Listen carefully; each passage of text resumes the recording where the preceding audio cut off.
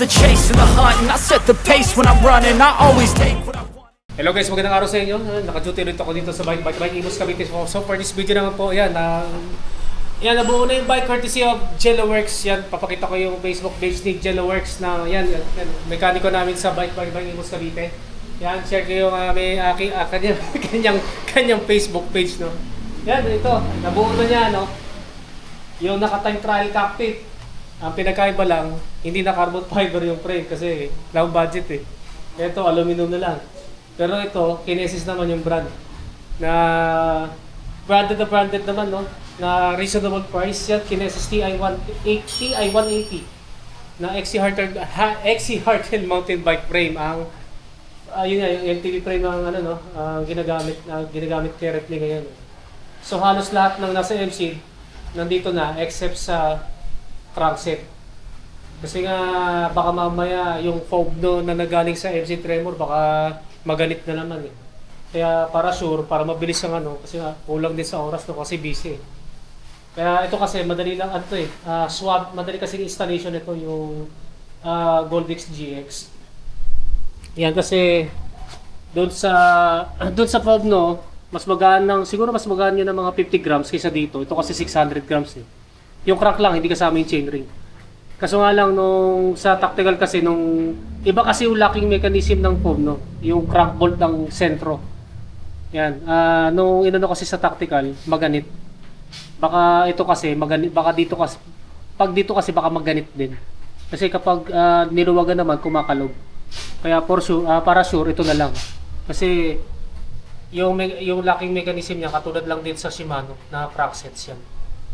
Kaya yan, swabe naman. Yan. Kaya sayang nga, hindi nagamit yung foam no kasi mas bagaan yun kaysa dito. Kasi yung spindle ng foam no, aluminum lang. Yan kasi yung spindle nito bakal. Yan. Then, since na ito medium lang kasi, yung MCD ay large, yan nakita natin na ito yung balugo fork ko, di ba, na carbon fiber. Yan yung difference. Yan yung difference ng head tube length ng MCD at saka yung head tube length nito, Kinesis. Ito kasi 100, alam ko 110 lang to. Yung head tube length nito 110 lang. Yung MCD ko 130 mm. Kaya kailangan ko maglagay ng spacer. So less foggy points no. Pogi sana kung naka-slam stem kaso lang hindi nakakayanin ng katawan ko kasi nga na ako nasa 43 years old na ako. Dati kasi nung mga edad ko 30 naka-slam stem pa yan kasi 'di ba yung mga frame ko dati Col Brontes, yung MC Tremor na medium, maikli lang kasi yung head tubelet mga ganito rin eh. Pati yung truss ko dati. Yung truss ko kasi dati mga ganyan din yung head tubelet length. Kaya dati kaya ko pa eh. Ngayon hindi ko na kaya. Yan, hindi ko na kaya yung slam stem. Yan nga kasi nga umedad na ako, no. So, yun nga pangit naman daw kasi kung lalagyan ng aerospacer. Mukhang hindi ba bagay nga. Pero mag-suggest kayo mga idol, no. Kung ano yung magandang spacer para dito. Sa ngayon kasi ito muna. Itong 20 mm na carbon spacer. Yan, ito yung conventional spacer na nilalagay dito sa ganitong klaseng cockpit. Yan. Yan yung pinagkaiba, yung head tube length umikli. Pero itong top tube length nito, yung actual, parehas lang sa MC, nasa 570 mm, parehas lang. So, yan nakita nyo na hindi na magana yan, hindi malayo naman. Hindi to prone sa to overlap. Yan, hindi pa rin to prone sa to overlap dahil nga hindi naman umikli yung top tube length na actual, parehas lang 570 mm. Ito pa isang pinagbago no. Since na ito ay medium lang, size 17. Yung frame ko dati size 18. Yan, kita-kita natin ito yung palatandaan ko dati. Yan, nandito yung dulo na sa seat lap dati sa MC Tremor ko. Ito yung palatandaan ko nung MC Tremor pa yung frame ko. Yan hanggang dito yan yung dulo ng seat tube.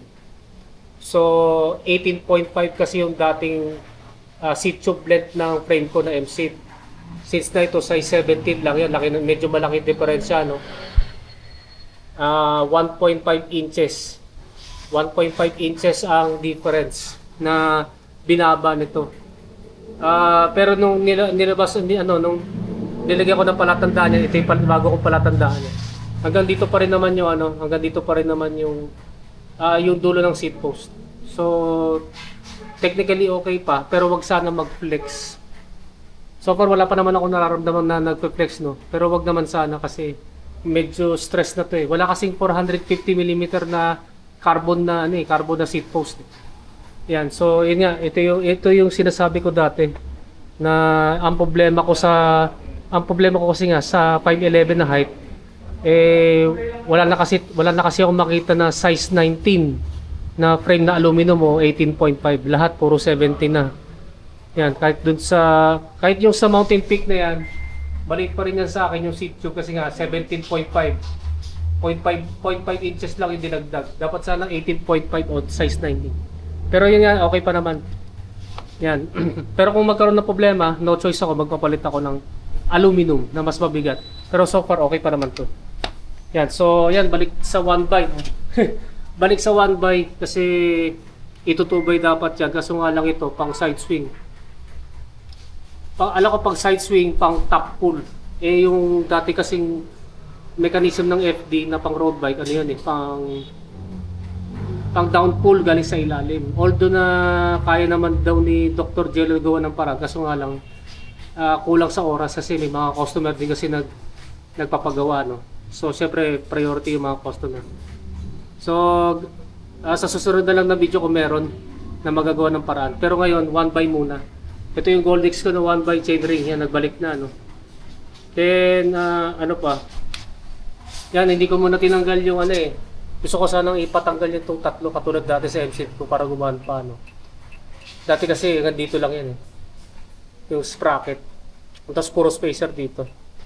Kaso nga lang yun nga, kinulang sa oras kasi may gagawin kasi dito sa RD na to. Ito yung RD na 105 na galing sa MC na nilipat dito sa Kinesis. Yan. So naka-tune up lang yan dito, kaso nga lang ang problema kasi sa 1x na ganito kalaki chainring, medyo malayo nga yung yan. Tingnan natin muna pala yung clearance dito.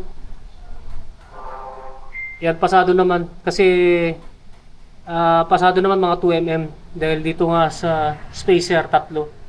Yan, sa mga bibili ng frame na 4080 ang gagamitin na chainring, yan tatlong spacer sa drive side, tapos zero spacer, walang spacer sa non-drive.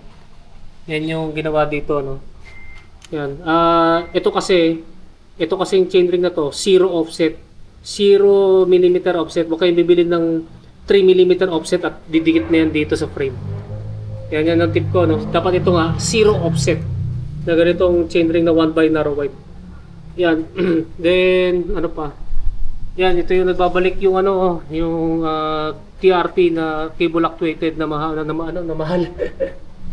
Maano pa rin to although na improve okay pa rin yung preno naman yan, pero hindi pa rin mas okay pa rin mas matindi pa rin talaga yung fully hydraulic na ginamit ko doon sa Shimano Diore. Yung tactical ko pala nandun yung tactical ko, kasi yung wheel set ng tactical ko dito, yan binalik dito sa Kinesis para magamit ko kasi hindi pa ako nakakabili ng wheel set talaga para dito, no? O kaya para dun, yan, bahala na kung ano yung magiging mangyayari sa susunod, no. Ano pa? Wala na, okay na. Yun lang talaga. Pero pinakano talaga, medyo naano talaga ako dito. Kaso nga lang, wala akong choice. Kailangan talaga ganito. Hindi pwedeng i-slab stem. Kasi masyado nang iipit yung midsection ko sa tiyan. Mag-iiba masyado yung geometry. Maliban na lang siguro kung magpapalit ako ng port na mas mahaba. Mas mahabang port. Ito kasi 405 mm ang crown length. Kung papalitan ko ng 425 mm ang crown length, hindi ko na kailangan to. Hindi ko na kailangan yan. Doon kasi bumawi. Ito mag-i-slab stem. Yan. Kaso nga lang, wala kasi akong makitang 425 mm na carbon port na sing pogi nito. Yan. Then next naman no, munti ko na makalimutan, yung ano pala, clearance check. Yan, clearance check. Ito meron ng clearance check nito eh. Yan, tingnan natin nga ulit. Yung Balugo tsaka tong 700 by 47C na naging 48 na. Yan, ganyan yung clearance yan eh no. Kaya alam na nakaramihan yan. So ito yung clearance reveal natin. Kasi may mga nagtatanong no, ito kasi nga 27.5 na frame. Tapos ito 700 by 48C na to, hindi na 47 kasi nga nag-expand na. Then ang conversion yan 29 by 1.9. Yan 1.9. So tingnan natin yung clearance. Yan dito sa gilid okay pa. Siguro mga 10 mm o 9 mm. Yan pati rin sa gilid yan, sa kabilang gilid din ano. Bali ang maliit lang diyan sa may portion na yan. Mga 2 to 3 mm. Yan, mga 2 to 3 mm na lang yung clearance dyan. So, very risky na. Para sa akin, very risky na sa slick tar na Continental Contact Urban na 2.0. Alanganin na. Lalo na sa mga nabis, mga nabi tires, no? May mga spikes. Kasi nga baka tatama na dyan eh, no? Pero yung mga undersize na gulong tulad ng Cobra, Innova Pro Cobra Skin at saka yung isa pang undersize na CST Fox Trail na yung sinasabing 29 by 1.95 yun eh 1 point na lang yun, 1.77 eh pwede na dyan. Yan. Yan, ang problema ko naman, gusto ko sanang i-ride to bukas. Kahit semi-long ride lang, problema ko, wala akong cameraman. Yung cameraman ko sa La Union at saka sa Banahaw Lopez, nasira daw yung motor niya. Tapos sira mo nito eh, may sasariang event. Tapos si Togs, basketball daw. So yun nga, naghanap pa ako ng cameraman. Para kahit pa paano may ride ako, yung vlog ko na pang ride nito dito. Natatagay ko lang sa Amadeo.